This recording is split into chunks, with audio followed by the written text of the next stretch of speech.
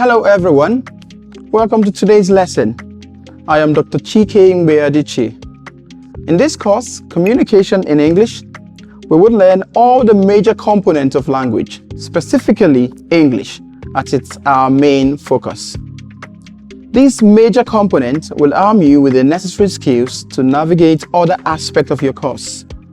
Some of such skills you would learn from this course are critical thinking skills, problem-solving skills, communication skills, analytical skills, and so many others. So, we will commence our lecture with the nature of English grammar. But first, let's define grammar and briefly explain the 5 major units of grammar. If you're ready, let's get the ball rolling. When we hear grammar, what comes to mind?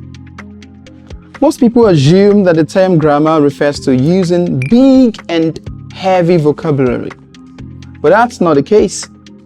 Grammar is the system and structure of language. By these, we mean the patterns and rules that determine how a language is formed and used. To understand the rules of English grammar, you need to know the 5 major units of grammar and use them correctly.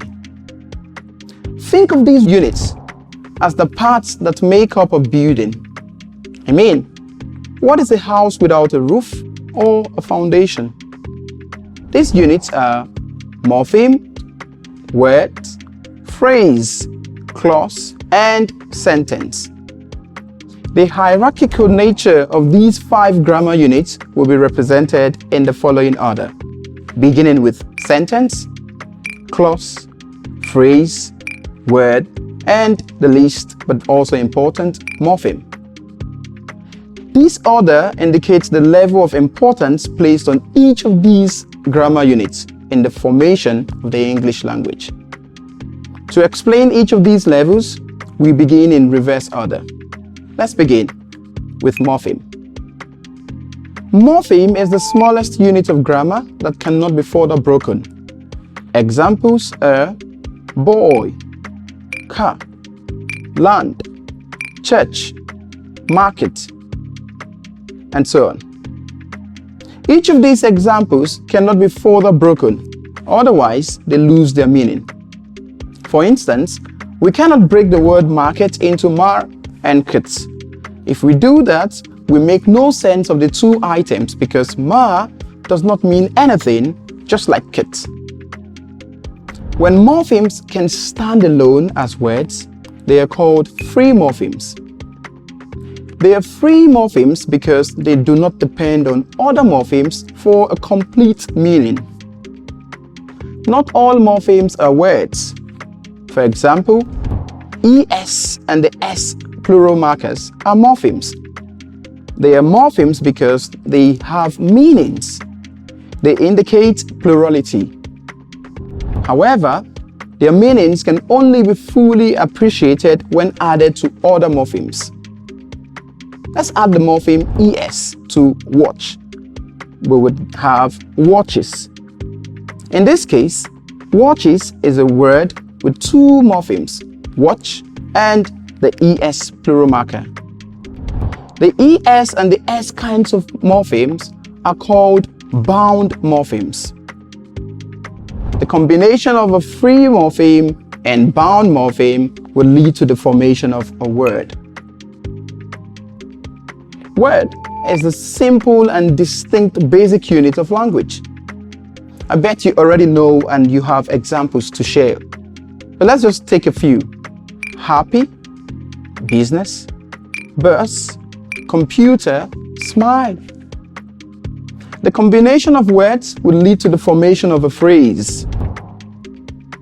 Words are categorized into groups according to their nature, by these, according to how they are pronounced or how they are spelled, and according to their function. Are they functioning as a noun or they're functioning as a verb? Noun, what is a phrase? A phrase is a combination of words without a subject or a verb. These groups of words may have an incomplete subject or a verb, but never the both of them. For example, filled with happiness. The big black bag. Worst enemy. Notice that these examples do not have a subject and a verb.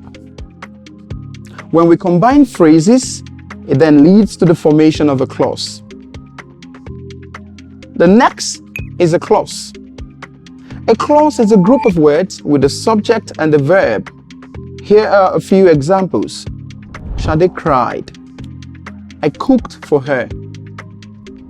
A clause can also be a combination of phrases. For example, the brave boy sings well. The brave boy is a phrase. Sings well is another phrase. There are two types of clauses: the independent clause and the dependent clause. The independent clause, otherwise called the main clause, has a complete meaning and can stand on its own. For example, she cried.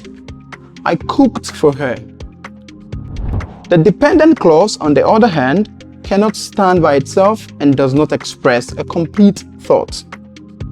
Examples are, because Jamila is crying until the food is cooked. When we combine clauses, this will lead to the formation of a sentence. The sentence is the largest unit of grammar. This is because it has an independent clause, where the independent clause is a simple sentence. So far, we have briefly discussed the 5 basic units of English grammar with examples. We've also highlighted the hierarchical nature of each of these grammar units clearly. Now, you're free to explore these grammar units in your writings and speeches. Thank you for your attention. I'll see you in our next lesson.